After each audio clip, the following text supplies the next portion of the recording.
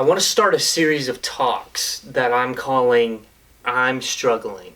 And really what I want to do over these next series of talks is some compiled from my own research and thinking, some from different websites I visited, some from talking with Josh. I really wanted to try to cover, I believe, some of the big issues that teenagers are struggling with.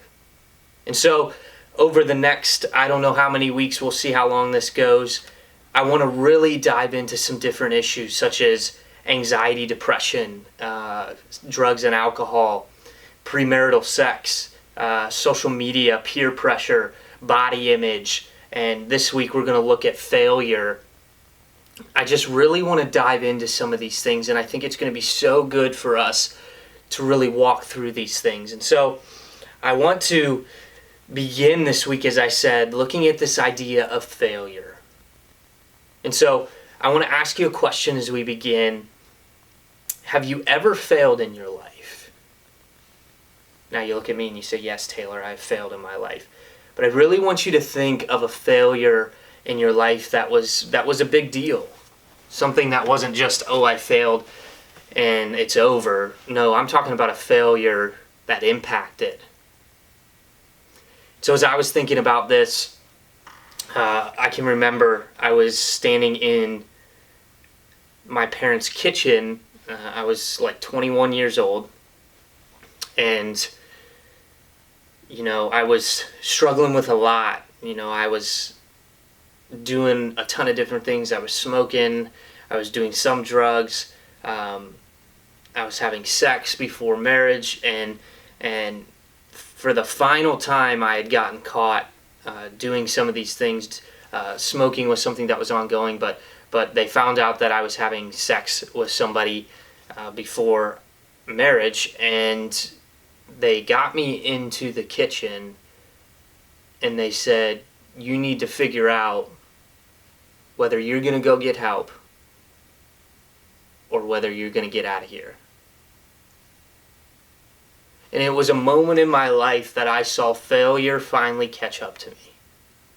It was a moment in my life where I said, I can't run anymore from my failures. I can't put those failures underneath the rug. It was the moment that I had to go head on with my failures. And my parents really bringing it to the forefront and saying, you need to figure out how to work through some of these things, or you may need to get out of here and go live on your own. And you might hear that and you say, well, that's harsh, Taylor, but you have to understand, this was many, many years of me struggling. This was probably 7-8 years of me struggling, running from Jesus, making my own decisions, failing time and time again, and not getting any help. And my parents saw this last failure as, this is it.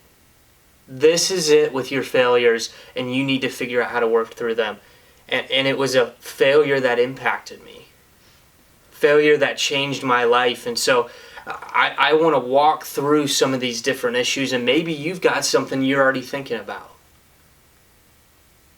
You're sitting there and say, well, I can pinpoint a failure specifically. I remember this failure. I remember this time. You can move past it. You can work through it. And so I want you to walk away with this idea that I want to unpack for the next 15 minutes or so. This idea of go back to your failures.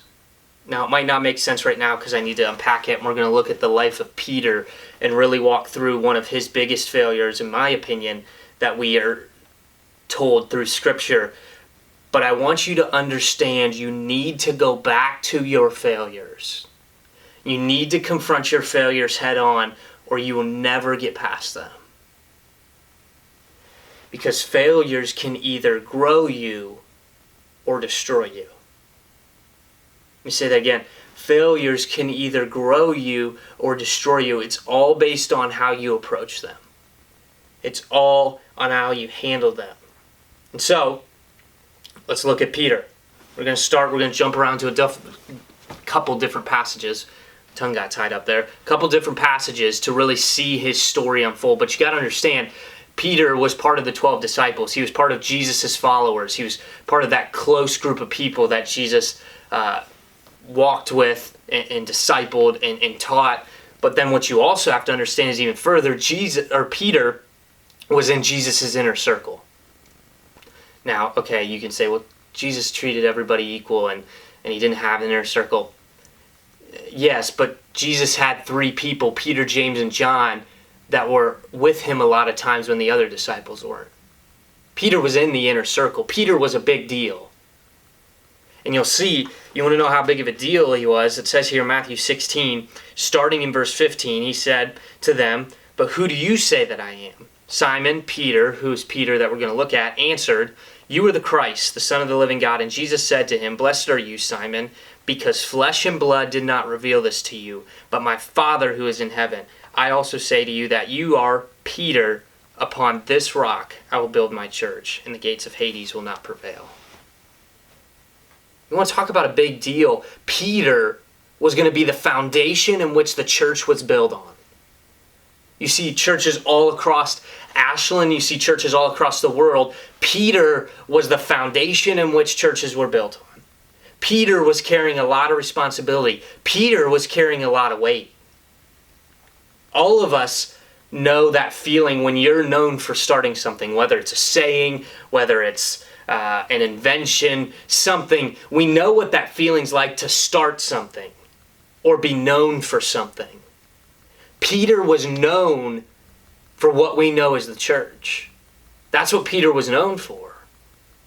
Later in the Bible, that's when the church begins in the book of Acts. But God says right now, "Hey, Peter, you're going to be the one that I build my church on. You're going to be the rock. You're going to be the foundation that I build my church on." But Peter failed. Peter failed, and he had to learn how to walk through those failures. So what do you mean he failed? Well, you flip over to Matthew 26. Jesus says here in Matthew 26, starting in verse 31, he said, Then Jesus said to them, "You will all fall away because of me this night, for it is written, I will strike down the shepherd, and the sheep of the flock shall be scattered. But after I have been raised, I will go ahead of you to Galilee." But Peter said to him, here's where you got to pay attention, "Even though all may fall away, because of you I will never fall away."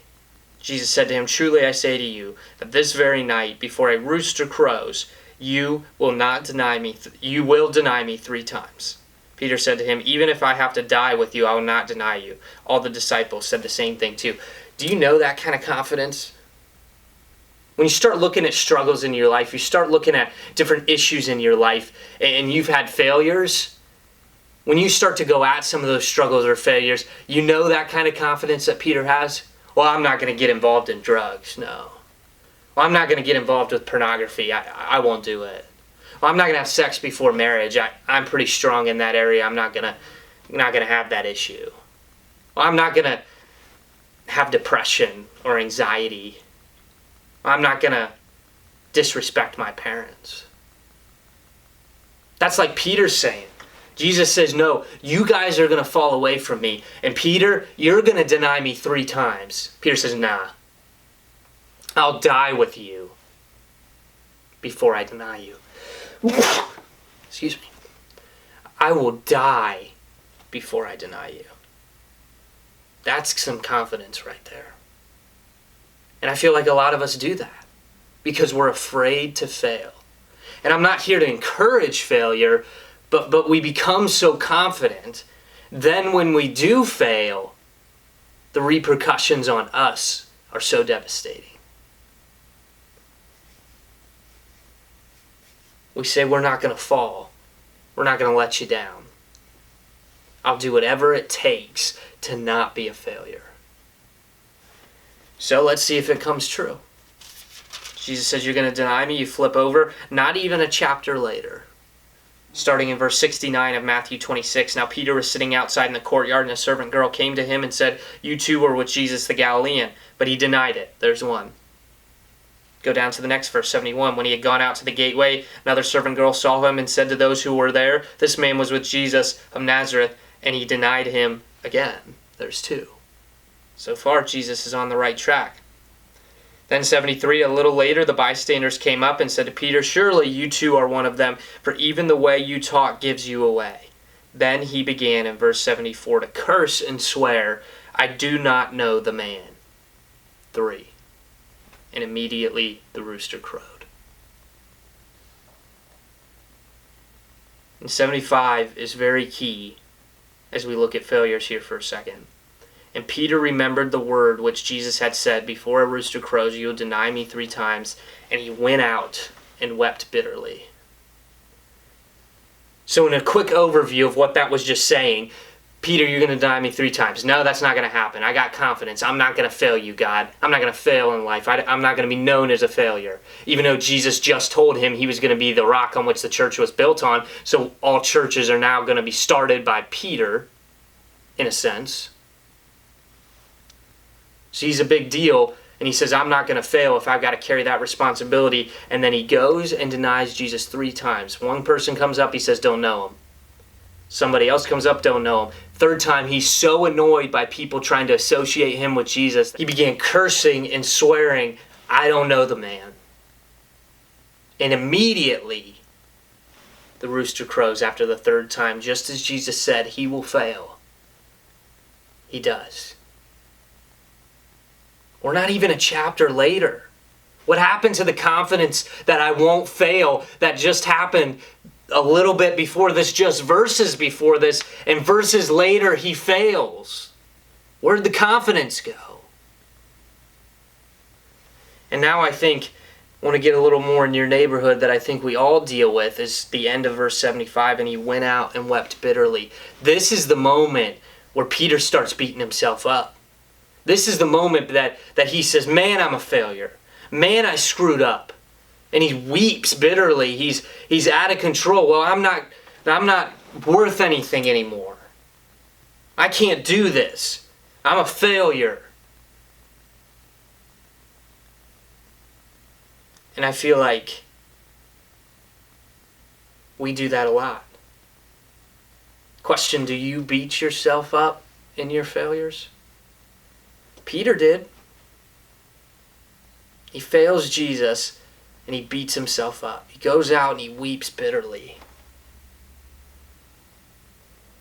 We tend to do this in failures. We don't measure up, and so we carry that weight with us. And we begin to define ourselves by our failures. So how did he walk through it? How do we walk through failures in this time? Well, you got to flip over to John chapter 20.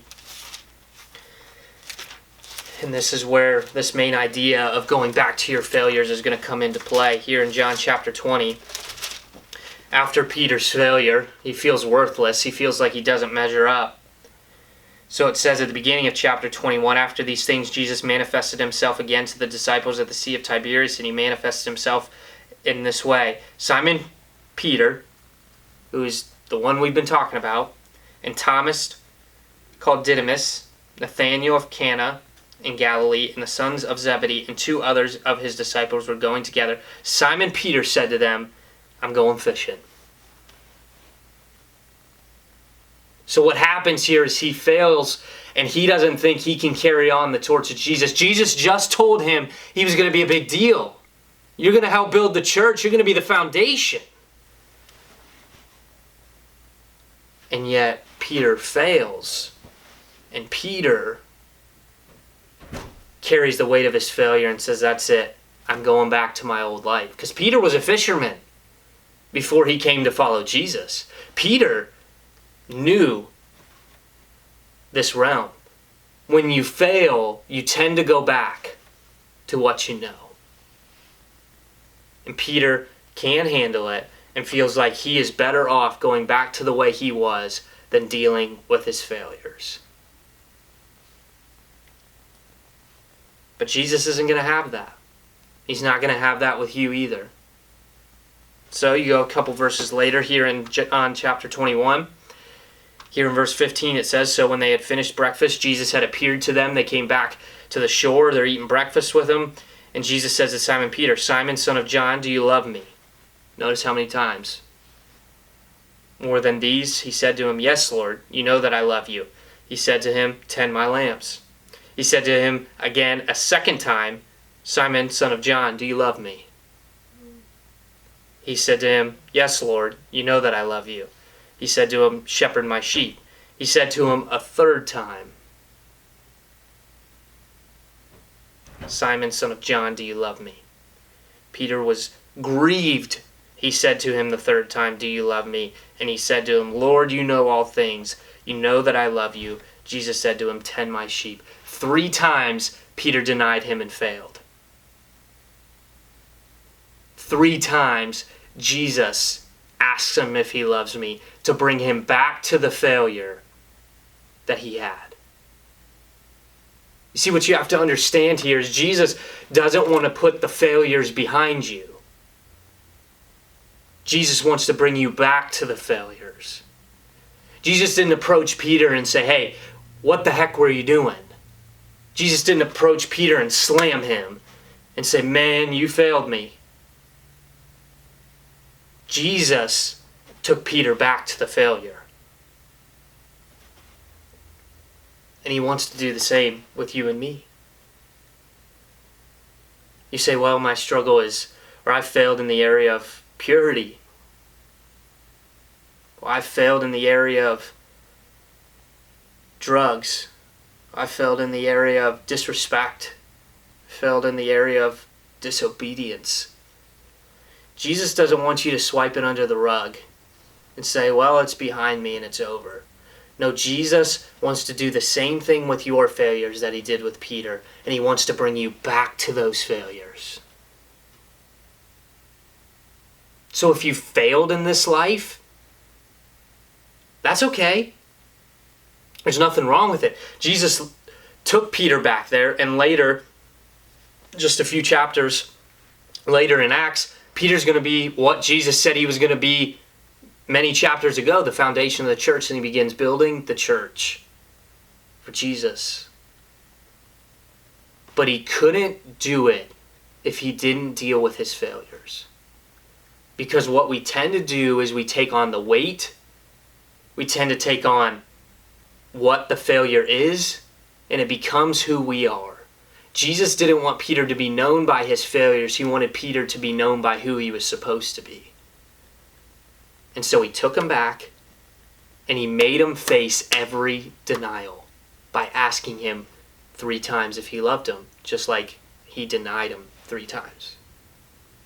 So I'm not saying, don't hear me say, because I don't want you to hear this, that Jesus is going to take you back to the failure and have you face it head on.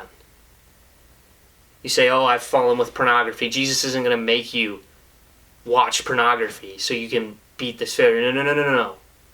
Jesus is going to confront you head on in that failure. I think asking pretty similar question to what he asked Peter. Oh, you failed with pornography? Do you love me though? Oh, you failed with disobeying your parents? Do you love me enough to go obey your parents? Well, Taylor, you don't understand my failures. These things are big. Jesus is waiting on the shore to bring you back to those failures.